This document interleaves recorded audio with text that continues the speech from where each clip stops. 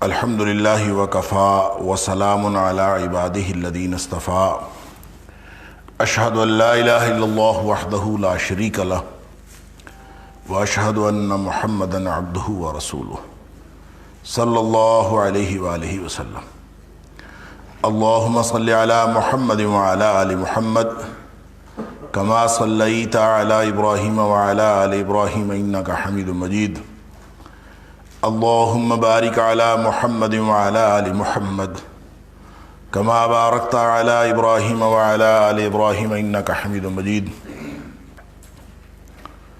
اما بعد فاعوذ باللہ السمیع العلیم من الشیطان الرجیم من ہمزہ ونفخہ ونفثہ بسم اللہ الرحمن الرحیم وَاصْبِرْ فَإِنَّ اللَّهَ لَا يُضِيعُ أَجْرَ الْمُحْسِنِينَ، اور آپ صبر کیجئے، ڈٹے رہیے، پس بے شک اللہ تعالیٰ محسنوں کا، نیکی کرنے والوں کا اور احسان کرنے والوں کا اجر ضائع نہیں فرماتا۔ آیت نمبر 115 سورہ ہود۔ یہاں سے آج کے سبق کا آغاز اللہ کی توفیق سے ہو رہا ہے، اور اس میں جیسا کہ آپ کو معلوم ہے کہ سورہ ہود کا یہ آخری حصہ، جس میں نبی اکرم صلی اللہ علیہ وسلم کو براہ راست اور پوری امت کو بالواسطہ ہدایات دی جا رہی ہیں، اس کا سیاق و سباق دراصل وہ انباء الرسل ہیں، وہ رسولوں کی کہانیاں ہیں، وہ رسولوں کے قصے ہیں جو اللہ کریم نے اس صورت کے اندر بیان فرمائے ہیں۔ رسولوں کی دعوت اپنی قوم کے لیے، پھر اس کی قوم کا، ہر رسول کی قوم کا اس کے بارے میں، اس نبی کے بارے میں منفی طرز عمل اور دشمنی، اور اس کے نتیجے میں اللہ کا عذاب، یہ وہ کہانیاں ہیں جو اللہ کریم نے سورہ ہود کے اندر بیان فرمائیں، اور اس کے تتمے کے طور پر اور اس کے خلاصے کے طور پر اللہ کریم وہ ہدایات جاری فرما رہا ہے جو نبی اکرم صلی اللہ علیہ وسلم کے اس وقت کے معروضی حالات میں نبی پاک صلی اللہ علیہ وسلم اور اہل ایمان کے کردار کا تقاضا بھی تھا، اور ساتھ ہی ساتھ ایک انذار کا تقاضا بھی تھا، تنبیہ کا تقاضا بھی تھا کفار مکہ کے لیے، مشرکین مکہ کے لیے، کہ اگر تم اپنے طرز عمل سے باز نہیں آتے تو تمہارا انجام بھی وہی ہو سکتا ہے جو کہ سابقہ اقوام کا ہوا۔ اس سیاق و سباق میں ان ہدایات کی جو اہمیت ہے وہ اور زیادہ بڑھ جاتی ہے۔ ویسے تو اللہ کریم کی ہر ہدایت، اللہ کریم کا ہر حکم بہت اہم ہے، لیکن جو خاص حالات تھے نبی اکرم صلی اللہ علیہ وسلم کے اور اہل ایمان کی وہ ابتلا کی کیفیات تھیں، اور قریش مکہ کی جو دشمنی تھی، ان حالات میں سابقہ اقوام کا قصہ سنا کر جو ہدایات دی جا رہی ہیں ان کی اہمیت دو چند ہو جاتی ہے۔ ایک ہدایت تو وہ تھی جو اس سے ماقبل کی آیت میں اللہ کریم نے ارشاد فرمائی، جو ہم پچھلے درس کے اختتام پہ پڑھ چکے ہیں۔ وہ کیا تھا کہ واقم الصلاۃ، نماز قائم کرو۔ اور اب یہاں پہ جو دوسری بات فرمائی، یعنی اس میں واقم الصلاۃ طرفی النہار وزلفا من اللیل، اس کی تفصیل ذکر ہو چکی، ان الحسنات یذہبن السیئات ذلک ذکری للذاکرین، یعنی ایک حکم تھا کہ نماز قائم کرو، اور اس میں ایک پورا سسٹم ہے، ایک نظام ہے، ان الحسنات یذہبن السیئات، ایک تطہیر کا عمل بھی ہے، اور ایک 24 گھنٹے کا ایک نظام ہے۔ اللہ تعالیٰ اس نظام کے ذریعے سے کردار کی تطہیر بھی عطا فرمائے گا اور عمل کی توفیق بھی عطا فرمائے گا، نصیحت کے اندر اللہ تعالیٰ تاثیر بھی عطا فرمائے گا، گویا یہ کردار آپ کی دعوت کے ساتھ جڑا ہوا ہے۔ دوسری بات ایک اور ارشاد فرمائی جو اس آیت میں، جو آج جہاں سے سبق کا آغاز ہو رہا ہے، وَاصْبِرْ فَإِنَّ اللَّهَ لَا يُضِيعُ أَجْرَ الْمُحْسِنِينَ۔ دوسری بات یہ ہے کہ آپ صبر کیجئے، اور صبر کا معنی یہ ہے کہ ڈٹے رہیے۔ اب ڈٹے کس چیز پر رہنا ہے؟ اگر اس سیاق و سباق میں پچھلی آیت کے ساتھ اس کو ملا کے پڑھیں تو یوں معلوم ہوتا ہے کہ یہ شاید نماز پر ڈٹے رہنے کی بات ہو رہی ہے. وَاصْبِرْ آپ ڈٹے رہیے، یعنی اقیم الصلاۃ وَاصْبِرْ، اس حکم کے ساتھ یہ دوسری ہدایت یہ ساتھ آئے گی. تو یہ پھر اسی طرح کا حکم ہوگا جیسے سورہ طٰہٰ کے اندر وَأْمُرْ أَهْلَكَ بِالصَّلَاةِ وَاصْطَبِرْ عَلَيْهَا، کہ اپنے گھر والوں کو آپ نماز کا حکم کیجئے اور اس پر ڈٹے رہیے، یعنی خود بھی اسی پر قائم رہیے. تو یہ اسی طرح کی بات معلوم ہوتی ہے کہ نماز صرف پڑھنی نہیں ہے بلکہ اس کے تقاضوں کے مطابق اس کے اوپر ڈٹے رہنا ہے. تو اس کا ایک یہ خاص مفہوم ہوگا نماز پر ڈٹے رہنا.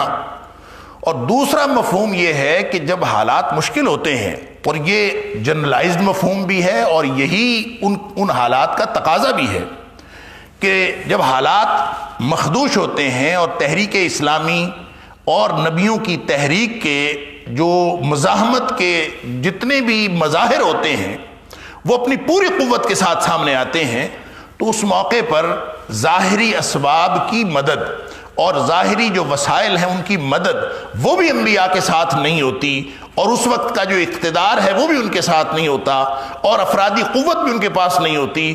اس وقت ان کو جس مدد کی ضرورت ہوتی ہے اللہ تعالیٰ ایسی ہدایات ارشاد فرما رہا ہے جس کے ذریعے سے اللہ تعالیٰ کی طرف سے مدد اور اللہ تعالیٰ کی طرف سے رحمت کا نزول ہوتا ہے.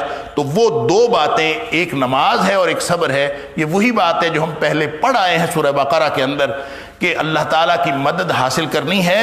وَاسْتَعِینُوا بِالصَّبْرِ وَالصَّلَاةِ، یہ ایک پورا موٹو ہے، پورا ایک کردار کا ماڈل ہے کہ آپ صبر اور نماز کے ذریعے سے اللہ تعالیٰ کی مدد حاصل کیجئے. گویا اللہ کی مدد جو آتی ہے وہ نماز اور صبر کے ساتھ آتی ہے. یہ دو ٹولز دیے جا رہے ہیں نبی اکرم صلی اللہ علیہ وسلم کو اور اہل ایمان کو جب خاص طور پر اسلامی دعوت کے سامنے مزاحمت کے ایک پہاڑ کھڑے ہوں. تو جو اللہ سے مدد حاصل کرنے کے لیے جو دو ٹول موجود ہوتے ہیں نبیوں کے پاس اور نبیوں کو ماننے والوں کے پاس، تو وہ یہی دو ٹول ہیں. ایک تو یہ کہ نماز پڑھنی ہے، اور دوسرا یہ کہ نماز کی پابندی کرنی ہے، اور دوسرا یہ کہ صبر کے ساتھ ڈٹے رہنا ہے. یہ نماز پر بھی ڈٹنا ہے، یہ اللہ کے حکم پر بھی ڈٹنا ہے. الصبر علی الطاعات بھی ہے، الصبر علی المعصیات بھی ہے کہ گناہوں کی طرف راغب بھی نہیں ہونا، ان کے مقابلے میں بھی ڈٹا رہنا ہے. اور والصبر علی المصیبات بھی ہے کہ مصیبتوں کے اوپر بھی صبر کرنا ہے. گویا ایک ایسا ہماگیر اور ہمہ جہت کردار ہے صبر، جس کا تقاضا اسلام کی دعوت اور ایک داعی کا جو کردار ہے اس سے یہ تقاضا کیا جا رہا ہے کہ تمہارا اس قدر کمپریہنسو کردار ہونا چاہیے کہ جو اللہ کے احکام ہے اس پر بھی ڈٹے رہنا ہے. اور صبر جیسا کہ پہلے بھی کئی دفعہ ذکر ہو چکا کہ یہ اصل میں اس فطری رد عمل کو اللہ اور اس کے رسول صلی اللہ علیہ وسلم کے حکم کی وجہ سے روک لینے کا نام ہے. صبر کا لفظی معنی ہوتا ہے روک لینا.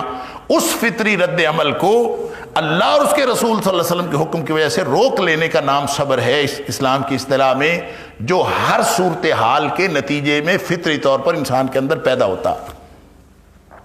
یعنی جب آپ کو کوئی صدمہ لاحق ہوتا ہے تو واویلا مچانے کو دل چاہتا ہے. کیوں روکنا ہے اپنے آپ کو؟ اس لیے کہ اللہ اور اس کے رسول صلی اللہ علیہ وسلم کا حکم نہیں ہے، ایسا نہیں کرنا. جہاں کچھ نہ کرنے کا فطری تقاضا ہو اور اللہ اور اس کے رسول صلی اللہ علیہ وسلم کا حکم کچھ کرنا ہو تو اس وقت کرنا صبر ہے. اور جس وقت کچھ کرنے کو دل چاہے اور فطری تقاضا کرنا ہو اور اللہ اور اس کے رسول صلی اللہ علیہ وسلم کا حکم نہ کرنا ہو تو یہ اس وقت نہ کرنا صبر ہے. لہٰذا یہ ہر موقع پر انسان کو وہ کردار کی روشنی عطا فرماتا ہے جو کبھی کرنے کی کبھی نہ کرنے کی وہ حکمت عملی بناتا ہے.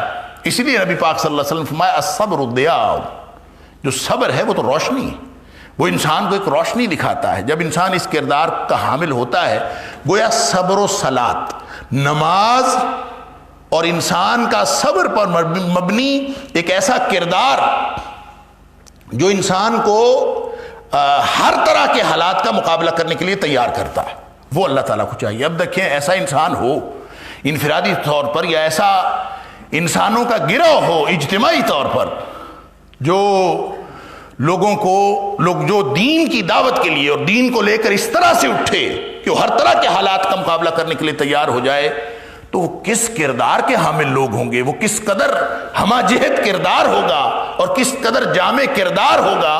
ایسے ہی کردار کے حاملین کو نیک لوگ کہا گیا ہے. یہی وہ نیکی ہے جس کا اجر اللہ تعالیٰ ضائع نہیں کرتا. اور اللہ تعالیٰ فرماتا ہے فإن اللہ لا یضیع اجر المحسنین. گویا اللہ تعالیٰ ان کو ایسے کردار کے حاملین کو محسنین فرما رہا ہے. محسن کون ہوتا ہے؟ ایسا کردار رکھنے والا محسن ہوتا ہے. اور محسن کے بارے میں ویسے تو اللہ تعالیٰ کسی کا اجر بھی ضائع نہیں کرتا. اجر تو اللہ تعالیٰ ضائع کرتا ہی نہیں، اس سے بڑا عادل کوئی نہیں ہے. لیکن خاص طور پر محسن، ان کو اللہ تعالیٰ محسن قرار دیتا ہے. اور محسن کون ہوتا ہے؟ سورہ نساء کے اندر اس کی ساری تفصیلات ہم پڑھ آئے ہیں کہ اللہ تعالیٰ نے حضرت ابراہیم علیہ السلام کی مثال دی کہ کسی کو اگر محسن کا مفہوم سمجھ میں نہ آئے، اللہ اکبر، وَمَنْ أَحْسَنُ دِينًا، اس سے اچھا دین کس کا ہوگا؟ اللہ اکبر. جو ممن اسلم وجہہ للہ، اس شخص سے اچھا دین کس کا ہوگا جو اپنا آپ، اپنی ذات اپنے اللہ کے لیے سپرد کر دے، سب کچھ لگا دے.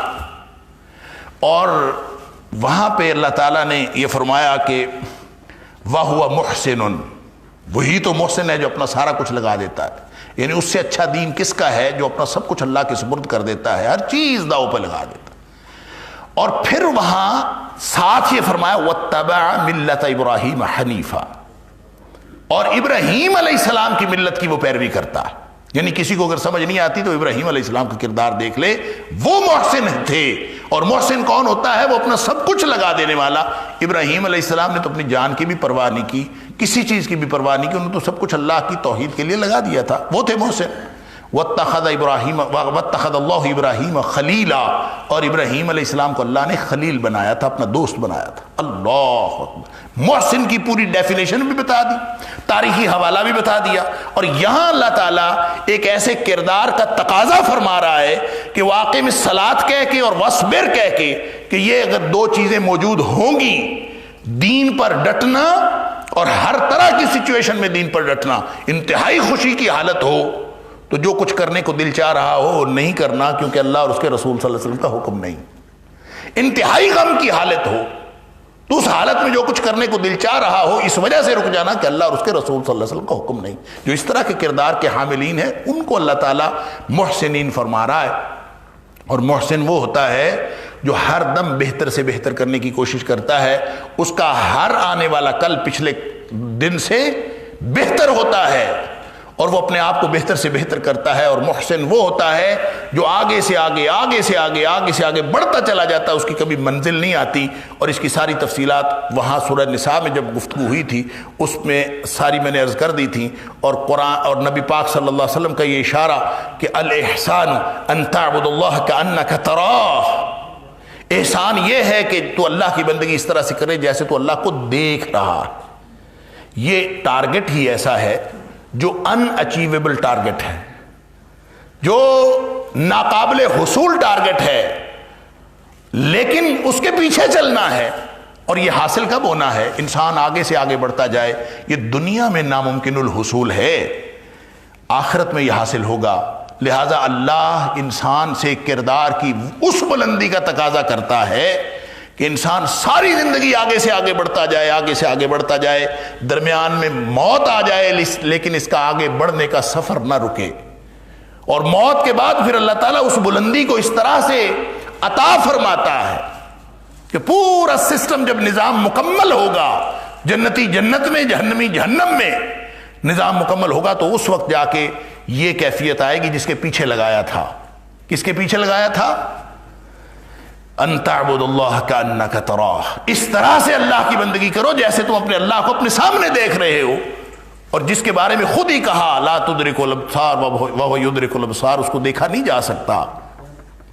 اور جس کو دیکھا نہیں جا سکتا اس کو دیکھنے کے لیے، اس کیفیت کو حاصل کرنے کے لیے آگے سے آگے آگے سے آگے سفر جاری ہے. اور جب یہ نظام مکمل ہوگا تو جنت میں جا کے جنتیوں کو پکارا جائے گا کہ جنتیوں میں نے تم سے ایک وعدہ کیا تھا. اللہ فرماتا ہے کہ میں نے تم سے ایک وعدہ کیا تھا اور آج وہ وعدہ پورا کرنا چاہتا ہے. تو جنتی حیران ہو جائیں گے کون سا وعدہ پیچھے رہ گیا جو پورا نہیں ہوا. تو اللہ تعالیٰ اپنا دیدار کروائیں گے اور جنتی اس دیدار کی لذت کو محسوس کر کے سمجھیں گے کہ جنت کی ساری نعمتیں اس کے مقابلے میں ہیج. وہاں جا کے یہ ٹارگٹ آئے گا۔ لہذا جس کردار کی بلندی کا تقاضا ہے وہ صبر و صلات اس کی ابتدا ہے، صبر و صلات اس کا ٹول ہے، اس کے ذریعے سے یہ چلے گا، اور چلتے چلتے چلتے چلتے پوری زندگی اس پر قائم رہنے سے اللہ تعالیٰ وہ اجر عطا فرمائے گا۔ فَإِنَّ اللَّهَ لَا يُضِيعُ أَجْرَ الْمُحْسِنِينَ، جو محسنوں کا اجر ہے وہ تو اعلیٰ جنتوں کے ساتھ دیدار الہی ہے، اور وہ اللہ تعالیٰ کبھی ضائع نہیں کرتا۔ لہذا نبی اکرم صلی اللہ علیہ وسلم کو ڈائریکٹ ہدایات ہیں، اور ان کے ذریعے سے پوری امت کو اور رہتی دنیا تک کی ہدایات ہیں۔ کسی داعی نے دعوت کا کام کرنا ہو، کسی مسلمان نے اسلام کو لے کر اٹھنا ہو، کسی بھی مومن نے ایمان کی حفاظت کرنی ہو، اور کسی بھی قوم میں دین کا اگر کوئی جذبے کی رمق باقی ہو تو ان کو یہی دو ٹول استعمال کرنے پڑیں گے، ایک نماز ہے اور دوسرا اللہ کے دین پر ڈٹا رہنا۔ اور یہی دین پر ڈٹا رہنا، اس حدیث کو ہمیشہ تازہ کر لیا کیجئے جب بھی آپ کو صبر کا کہیں تذکرہ ملتا ہے قرآن کے اندر، جو بار بار میں یہ حدیث عرض کرتا ہوں کہ نبی اکرم صلی اللہ علیہ وسلم نے صحابہ کرام سے فرمایا تھا کہ تمہارے بعد ایک ایسا دور آنے والا ہے کہ صبر بہت مشکل ہوگا، وہ دور ہی صبر کا ہے۔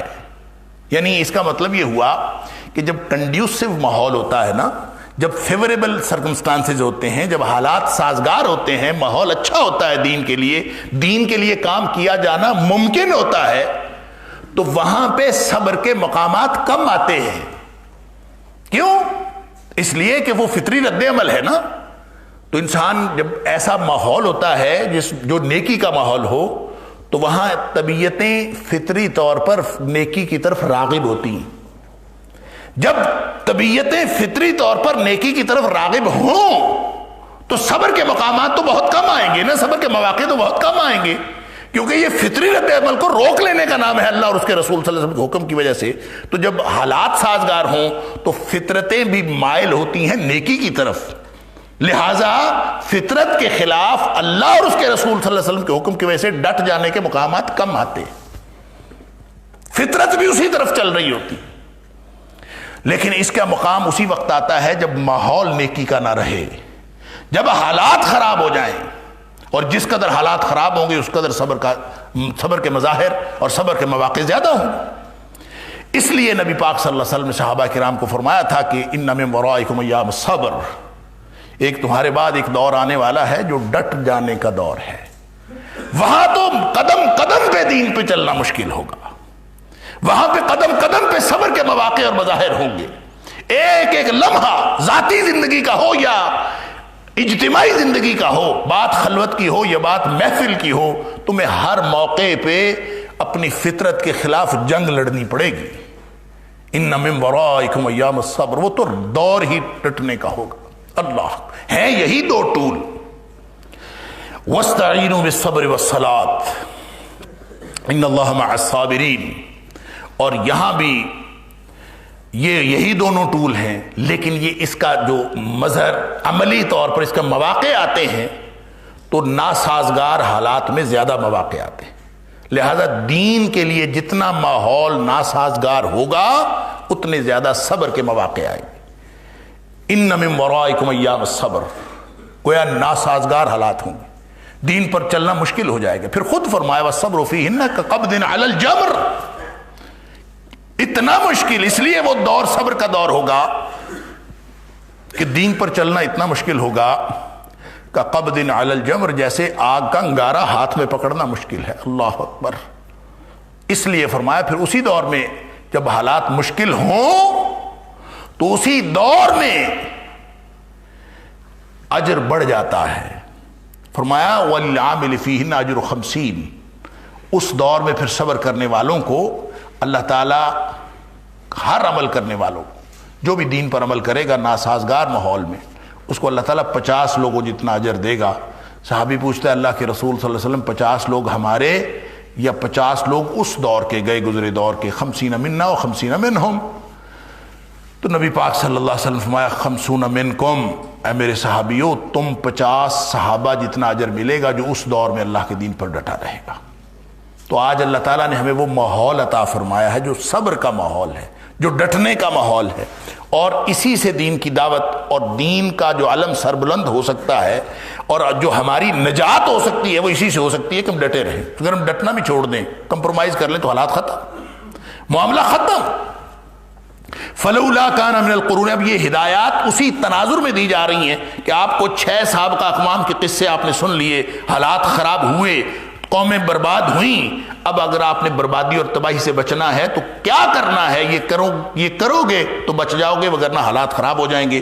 فرمایا فلولا کان من القرون من قبلکم، جو پہلی امتیں گزری، پہلے زمانے گزرے، ان میں کیوں نہیں ایسا ہوا کہ اولو بقیۃ، کوئی ایسے لوگ ہوتے، بقیہ والے، لفظی معنی ہے بقیہ والے، ایسے لوگ ہوتے۔ اس کا ترجمہ لوگوں نے کیا ہے اہل خیر ہوتے، عقل و دانش والے لوگ ہوتے، سمجھ رکھنے والے لوگ ہوتے، کیوں نہ ہوئے؟ ینہون عن الفساد، جو بگاڑ سے لوگوں کو منع کرتے، فساد فی الارض، زمین میں فساد پھیلانے سے لوگوں کو روکتے۔ الا قلیلا ممن انجینا منہم، بہت تھوڑے لوگ ہوئے جن کو ہم نے ان میں سے نجات دے دی، یعنی زیادہ لوگ نہیں ہوئے، کم لوگ ہوئے جو نجات پا گئے، جنہوں نے یہ کردار ادا کیا۔ ایسے کردار والے زیادہ لوگ کیوں نہیں ہوئے؟ کلمہ استعمال کیا ہے، ترکیب استعمال کی ہے اللہ تعالیٰ نے، اولو بقیۃ۔ اب یہ ترجمے کے اعتبار سے یہ مشکل مقام ہے کہ اولو بقیہ کیا ہوتے ہیں۔ یہ بقیہ کا لفظ یہاں سورہ ہود میں ہی دوسری دفعہ استعمال ہوا ہے، پیچھے بقیت اللہ ہم نے پڑھا، جو حضرت شعیب علیہ السلام کی قوم کو دعوت تھی، اپنی قوم کو حضرت شعیب علیہ السلام کی دعوت تھی، تو آپ فرما رہے تھے کہ ناپ تول میں کمی نہ کیا کرو۔ بقیت اللہ خیر لکم، جو اللہ کی دی ہوئی بچت ہے وہی تمہارے لیے بہتر ہے۔ اس کا تعلق خالص کاروباری معاملات کے ساتھ تھا کہ جو بچت ہو جائے، بقیہ کا مطلب بچا ہوا ہی ہوتا ہے، باقی ماندہ ہی ہوتا ہے، تو جو تمہیں بچت ہو جائے، جو اللہ بچت دے دیتا ہے حلال کاموں میں بغیر ناپ تول میں کمی بیشی کیے، بغیر ڈنڈی مارے جو بچت ہو جاتی ہے وہ تھوڑی ہو وہی بہتر ہے، یہ سمجھایا جا رہا ہے۔ یہاں فرمایا اولو بقیۃ، ایسے باقی ماندہ کیوں نہ ہوئے، بقیہ والے کیوں نہ ہوئے۔ بقیہ کیا ہے؟ لفظی معنی تو اس کا بچت ہے، جو بچ گئے ہوں، لہذا کوئی ایک جنس ہو اس میں سے کچھ بچ گیا ہو تو آپ اس کہیں کہ بقیہ ہے۔ یعنی ایسا نہیں آپ کہہ سکتے کہ ایک شخص جو ہے وہ اپنے باپ کا بقیہ ہے، بقیۃ الاب نہیں کہہ سکتے۔ بقیہ تو قوم جب کہا جاتا ہے نا تو اس کا مطلب یہ ہوتا ہے کہ اس قوم کی جو اصل پہچان تھی، جو اصل قوم کا جو لیول تھا، جو اس قوم کی جو اصل سطح تھی، اس میں سے اس لیول کے لوگ باقی جو بچے ان کو بقیہ کہا جائے گا۔ یہ جو کہا جاتا ہے نا بقیۃ السلف، ایک لفظ استعمال ہوتا ہے کہ جو جس طرح کے جس سطح کے لوگ پہلے تھے، اس سطح کے لوگ جو باقی باندہ بچ گئے ہیں، جو اس کے بعد آنے والے ہوتے ہیں وہ بقیہ نہیں ہوتے۔ بقیہ اگر سطح کی تبدیلی ہو جائے، معیار کی تبدیلی ہو جائے تو پھر بقیہ نہیں ہوتا۔ اگر ایک آدمی فرض کرو 100% پہ ہے، اس کے بعد 90% والے آ گئے، یا اس کے بعد 50% والے آ گئے، تو یہ 50% والے اور 90% والے 100% والوں کا بقیہ نہیں ہے۔ بقیہ وہ ہوگا، اولو بقیہ وہ ہوں گے، بقیہ والے وہ ہوں گے کہ جس سطح پہ وہ تھے، یعنی 100% میں اگر پوری قوم 100% پہ تھی تو کوئی ایک آدھ بچ جائے جو 100% والا ہے، وہ اولو بقیہ ہوگا۔ یعنی وہ آدمی ہوگا، وہ افراد ہوں گے جو اس سطح کے ہوں، جو قوموں کا نام بناتے ہیں، جو قوموں کے اندر اصلاح کا کام کرتے ہیں، جو دعوت لے کر اٹھتے ہیں، جن کی وجہ سے پوری قوم فائدہ اٹھاتی ہے، پوری قوم مستفید ہوتی ہے۔ اس کردار والے لوگ کیوں نہ بچے؟ اللہ اگر ہوتے اجتماعی طور پر، اللہ فرماتا ہے چند تو تھے، الا قلیلا منہم، ان میں سے چند تو تھے، تو اس کا مطلب یہ ہے چند لوگوں کے ساتھ معاملہ نہیں چلتا۔ قوم کے اندر اکثریت ایسی ہو، اجتماعی ماحول نیکی کا بنے، تو پھر قوم کو فائدہ ہوتا ہے۔ چند لوگ رہ جاتے ہیں تو ان کو تو اللہ بچا لیتا ہے، باقی سارے تباہ و برباد ہو جاتے ہیں جو ٹھیک کردار پر رہتے ہیں۔ تو فرمایا اولو بقیہ، ایسے باقی رہنے والے کیوں نہ ہوئے، ینہون عن الفساد فی الارض، جو زمین میں فساد پھیلانے سے منع کرنے والے ہوتے۔ اللہ اکبر، الا قلیلا ممن انجینا منہم، چند لوگ جو جن کو ہم نے نجات دی وہ تو بچے، اس کے علاوہ اور کوئی نہیں بچا۔ اللہ، تو یہ گویا جب بگاڑ پیدا ہوتا ہے کسی قوم میں، کسی میں خرابی آتی، کسی میں گناہ آتا ہے، لوگوں کے اندر گناہ رواج پا جاتا ہے، تو اللہ تعالیٰ کسی گناہ کی وجہ سے فوراً نہیں پکڑتا۔ کسی کے، یہ اللہ کا قانون ہی نہیں ہے کہ اللہ تعالیٰ فوری طور پر گناہ کے اوپر گرفت کر لے، یہ اللہ کا قانون نہیں ہے۔ اللہ تعالیٰ اس کو مہلت دیتا ہے۔ اللہ تعالیٰ اس کو نہ صرف اس فرد کو جو کسی گناہ میں مبتلا ہوتا ہے، نہ صرف اس کو اللہ تعالیٰ مہلت دیتا ہے، بلکہ اللہ تعالیٰ اس قوم کے صالح افراد کو اس بات کی مہلت دیتا ہے کہ وہ اصلاح کا کام کر لیں۔ لہذا اگر کوئی اصلاح کرنے والے ہوتے جو لوگوں کو فساد پھیلانے سے روکتے، یعنی اگر فساد پھیل رہا ہے، فساد پھیلنے سے فوراً عذاب نہیں آتا، بلکہ اللہ تعالیٰ مہلت دے کر حجت تمام کرتا ہے کہ کوئی اٹھتا ہے، اس میں کوئی ایسا ہے جو اٹھے اور ظلم کے خلاف آواز اٹھائے، کوئی ہے جو برائی کو برا کہے، کوئی ہے جو برائی کے خلاف کوئی جہاد کا آغاز کرے، کوئی کم از کم آواز ہی اٹھائے، کوئی اصلاح کے کام کا آغاز کرے، اللہ تعالیٰ اس وقت تک اس قوم کو عذاب نہیں دیتا جب تک اس قوم کے بقی ماندہ لوگ، اس لیے اس کا ترجمہ کیا جاتا ہے اصحاب خیر، اس قوم کے اہل عقل و دانش، وہ اگر فساد سے روکنے والے ہوتے اور اصلاح کا کام جاری رکھنے والے ہوتے اور مجموعی مزاج اگر قوم کا ہوتا، اللہ اکبر، تو تباہی نہ آتی۔ گویا تباہی کے اسباب میں سے ایک سبب ہے کہ اصلاح کا عمل رک جاتا، کوئی روکنے والا ہی نہیں ہوتا، کوئی کہنے والا ہی نہیں ہوتا بھائی زمین میں فساد نہ پھیلاؤ۔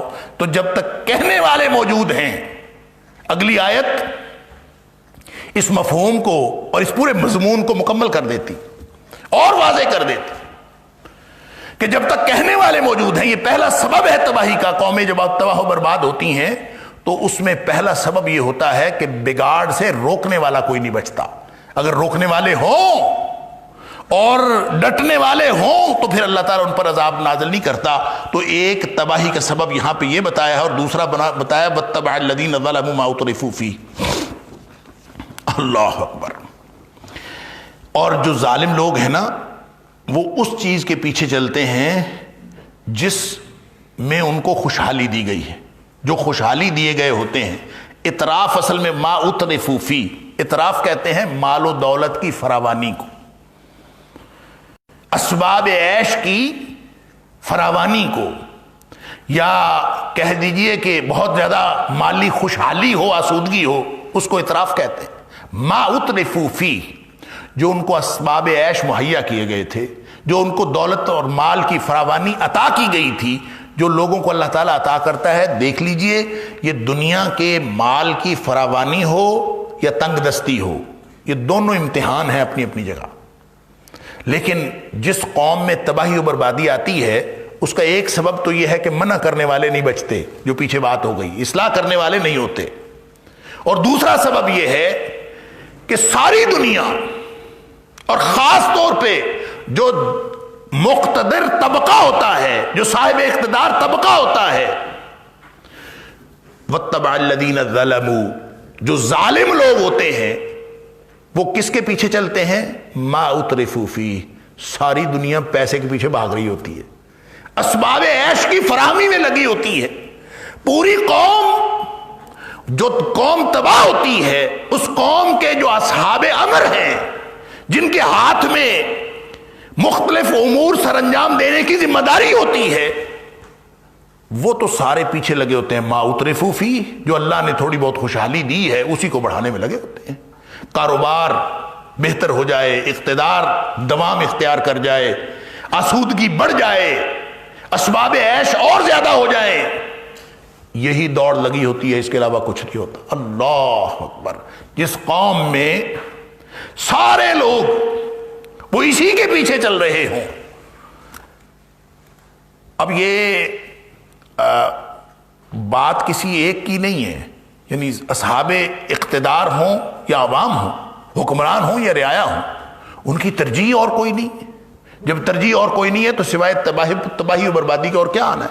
یہ وہی بات ہے جو نبی پاک صلی اللہ علیہ وسلم کی ایک حدیث سے واضح ہوتی ہے، بہت ساری حدیث سے واضح ہوتی ہے کہ نبی پاک صلی اللہ علیہ وسلم نے فرمایا کہ اذا تبایعتم بالعینہ واخذتم اذناب البقر ورضیتم بالزرع وترکتم الجہاد، اللہ اکبر، جب تمہارے حالات یہ ہو جائیں کہ سب اپنے اپنے کاروباروں میں مگن ہیں اور تم نے جو کھیتی باڑی اذناب البقر بیلوں کی دمیں پکڑی ہوئی ہیں کہ ہر شخص اپنی کھیتی باڑی میں لگا ہے، وہ